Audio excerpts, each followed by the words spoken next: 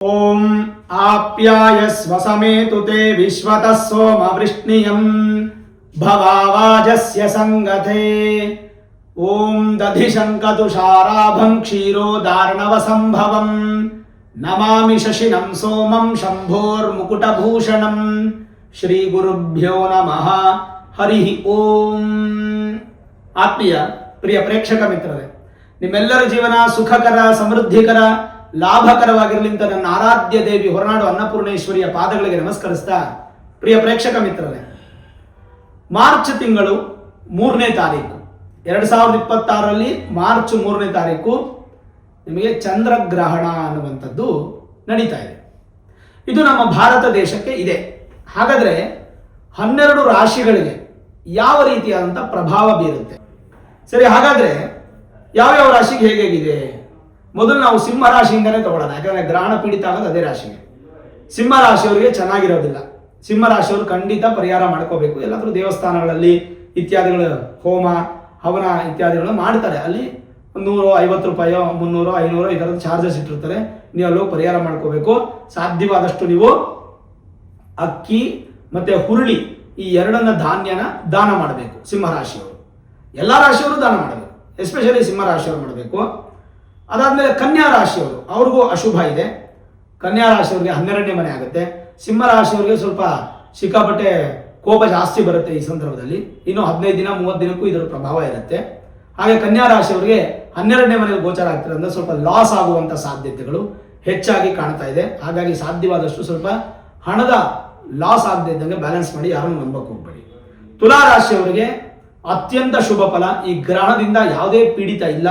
ತುಲಾ ರಾಶಿಯವರಿಗೆ ತುಂಬಾ ಚೆನ್ನಾಗಿದೆ. ಏನೂ ಭಯಪಡೋ ಅವಶ್ಯಕತೆ ಇಲ್ಲ. ನಿಮ್ಮ ಒಂದು ಪ್ಲಾನ್ಸ್ ಅನ್ನು ನೀವು ಅಪ್ಲಿಕೇಬಲ್ ಮಾಡಬಹುದು.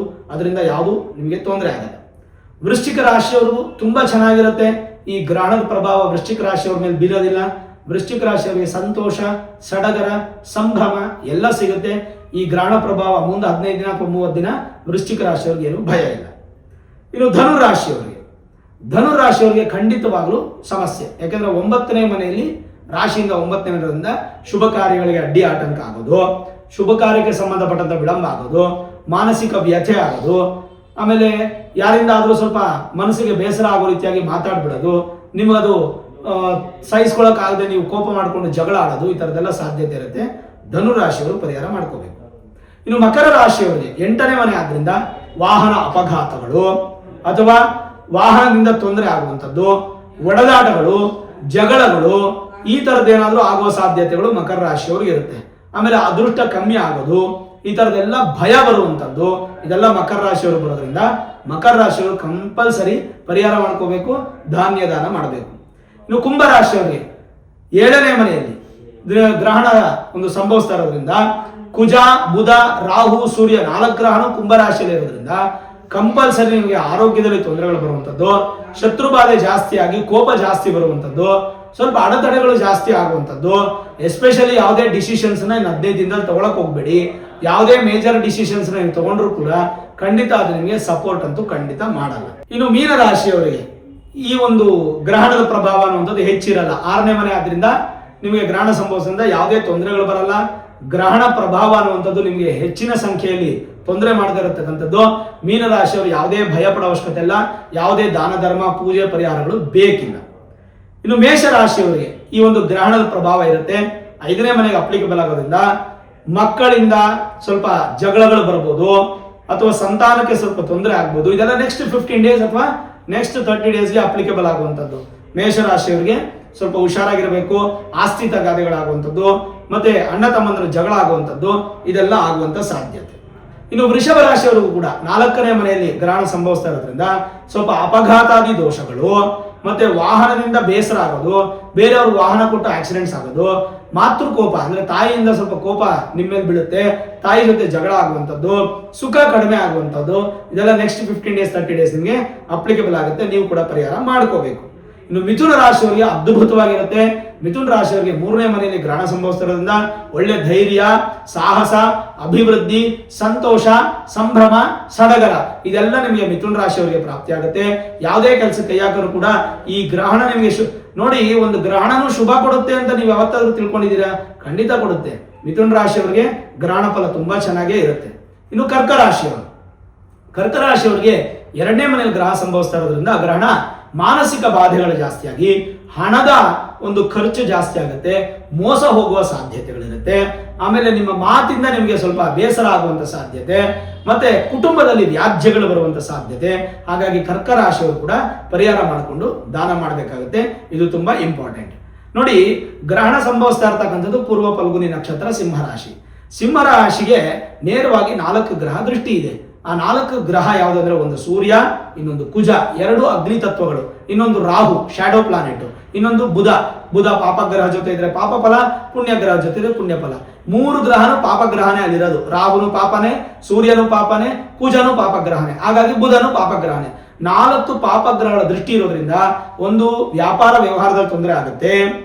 ಅಂದ್ರೆ ನಾನು ಹೇಳ್ತಾ ಇರೋದು ವೈಯಕ್ತಿಕವಾಗಲ್ಲ, ಇದು ದೇಶಕ್ಕೆ ಭಾರತ ದೇಶ ಜೊತೆಗೆ ವ್ಯಾಪಾರ ವ್ಯವಹಾರದಲ್ಲಿ ತೊಂದರೆ ಆಗುತ್ತೆ. ಇದು ಬುಧನಿಂದ. ರಾಹುವಿಂದ ಸ್ವಲ್ಪ ಕಳ್ಳರು ಕಾಕರು ಅಗ್ನಿ ಭಯ ಜಾಸ್ತಿ ಆಗುತ್ತೆ. ಮತ್ತೆ ಸೂರ್ಯನಿಂದ ಸ್ವಲ್ಪ ರಾಜಕೀಯದಲ್ಲಿ ಅಸ್ತವ್ಯಸ್ತಗಳಾಗತ್ತೆ. ಮತ್ತೆ ಕುಜನಿಂದ ಸ್ವಲ್ಪ ಭೂಮಿ ಸಂಬಂಧಪಟ್ಟಂತ ತಗಾದೆಗಳು, ಮತ್ತೆ ಯುದ್ಧ ಸನ್ನಿವೇಶಗಳು, ಮತ್ತೆ ರಕ್ತದ ತೊಂದರೆಗಳು, ಇದೆಲ್ಲ ಸ್ವಲ್ಪ ಸಮಸ್ಯೆಗಳು ಬರಬಹುದು. ಹೆಚ್ಚು ದೊಡ್ಡ ಬದಲಾವಣೆಗಳನ್ನು ನಾವು ಈ ವರ್ಷದಲ್ಲಿ ಕಾಣಬಹುದು. ಗ್ರಹಣ ಬಂದು ಸಂಭವಿಸಿದ ಮೇಲೆ ರಾಶಿ ಮೇಲೆ 15ರಿಂದ 30 ದಿನಗಳು ಪ್ರಭಾವ ಬಿದ್ದರೆ ದೇಶದ ಮೇಲೆ, ಪ್ರಪಂಚದ ಮೇಲೆ 6 ತಿಂಗಳವರೆಗೂ ಇದರ ಪ್ರಭಾವ ಇರುತ್ತೆ. ಹಾಗಾಗಿ 6 ತಿಂಗಳೊಳಗೆ ದೇಶದಲ್ಲಿ ಹಲವಾರು ವ್ಯತ್ಯಾಸಗಳು, ಸಮಸ್ಯೆಗಳು, ತೊಂದರೆಗಳು, ಅಗ್ನಿ ಅವಘಡಗಳು, ನೀರಿನಿಂದ ಸಮುದ್ರದಿಂದ ಸಮಸ್ಯೆಗಳು ಇತ್ಯಾದಿ ಆಗ್ಬಹುದು. ಹಾಗಾಗಿ ಹುಷಾರಾಗಿರ್ತಕ್ಕಂಥದ್ದು ಬಹಳ ಒಳ್ಳೆಯದು. ಮತ್ತೆ ತುಲಾ ರಾಶಿ, ವೃಶ್ಚಿಕ ರಾಶಿ, ಮೀನರಾಶಿ, ಮಿಥುನ ರಾಶಿ 4 ರಾಶಿಗೆ ತೊಂದರೆ ಇಲ್ಲ. ಉಳಿದ 8 ರಾಶಿಗೆ ಸ್ವಲ್ಪ ಸಮಸ್ಯೆಗಳಿದೆ.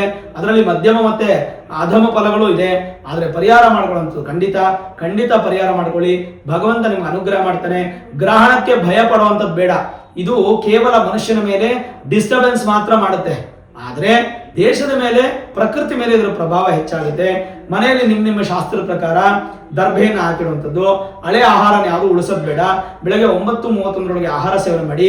ಅದಾದ್ಮೇಲೆ ಆಹಾರ ಇಟ್ಕೊಳ್ಳೋದು ಬೇಡ. ಸಂಜೆ 7:53 ಆದ್ಮೇಲೆ ಮನೆಯನ್ನ ಶುದ್ಧಿ ಮಾಡಿ ಹೊಸದಾಗಿ ಪದಾರ್ಥಗಳನ್ನು ತಂದು ಅದರಲ್ಲಿ ಅಡಿಗೆ ಮಾಡಿ ಊಟ ಮಾಡಿ. ಗ್ರಹಣ ಸಮಯದಲ್ಲಿ ಪರ್ವಕಾಲ ಆದ್ರಿಂದ ಹೆಚ್ಚು ಧ್ಯಾನವನ್ನು ಮಾಡೋದು, ಮತ್ತೆ ದಾನವನ್ನು ಮಾಡೋದು, ಧರ್ಮವನ್ನು ಮಾಡೋದು, ಇದೆಲ್ಲ ನಿಮಗೆ ಮಗದಷ್ಟು ಶುಭ ಫಲ ಕೊಟ್ಟು ತುಂಬಾ ಚೆನ್ನಾಗಿರ್ತೀರ. ಗ್ರಹಣದ ಭಯ ಬೇಡ. ಚಂದ್ರಗ್ರಹಣದ ಪ್ರಭಾವ ಸ್ವಲ್ಪ ಮಾತ್ರ ಇರುತ್ತೆ. ಸೂರ್ಯಗ್ರಹಣ ಪ್ರಭಾವ ಅಂದ್ರೆ ತುಂಬಾ ಜಾಸ್ತಿ ಇರುತ್ತೆ. ಏನು ಚಿಂತೆ ಮಾಡೋ ಅವಶ್ಯಕತೆ ಇಲ್ಲ. ಧೈರ್ಯವಾಗಿರಿ, ಭಗವಂತ ಒಳ್ಳೇದು ಮಾಡ್ತಾನೆ. ಈ ವಿಡಿಯೋ ಇಷ್ಟ ಆಗಿದ್ರೆ ಲೈಕ್ ಮಾಡಿ, ಶೇರ್ ಮಾಡಿ, ಮುಖ್ಯವಾಗಿ ನಮ್ಮ ಚಾನಲ್ಗೆ ಸಬ್ಸ್ಕ್ರೈಬ್ ಮಾಡಿ, ಬೆಲ್ ಐಕಾನ್ ಅನ್ನು ಪ್ರೆಸ್ ಮಾಡಿ.